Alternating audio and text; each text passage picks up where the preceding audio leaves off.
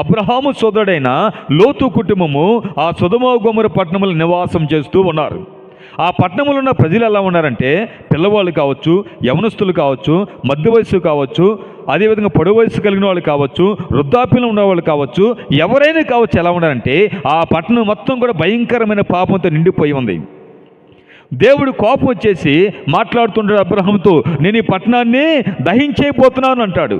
అంటే అబ్రహాం అంటే, అయ్యా 90 మంది ఉంటే, 60 మంది ఉంటే, 50 మంది ఉంటే, 30 మంది, 20 మంది అంటే, ఒక్కళ్ళుండి అబ్రహామా నేను ఆ పట్టణాన్ని ఏమి చేయనంటాడు. అబ్రహాము దేవుడి మాటకి విధేయత కలిగిన వాడు.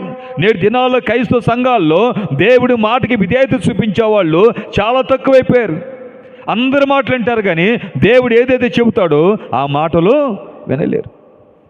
అబ్రహాము దేవుడి మాటని కల్దీల పట్టణాన్ని విడిచిపెట్టి దేవుడు చూపించిన పట్టణానికి వస్తాడు. దేవుడి మాట విధేయత కలిగిన వాడు, దేవుడికి భయపడిన వాడు, దేవుడు ఏదైతే చెప్పాడో ఆ మాట యందు విశ్వాసం ఉంచి నమ్మకము కలిగిన వాడు. అబ్రహాము ఆధారము లేనప్పుడే ప్రభువు నమ్మినవాడు.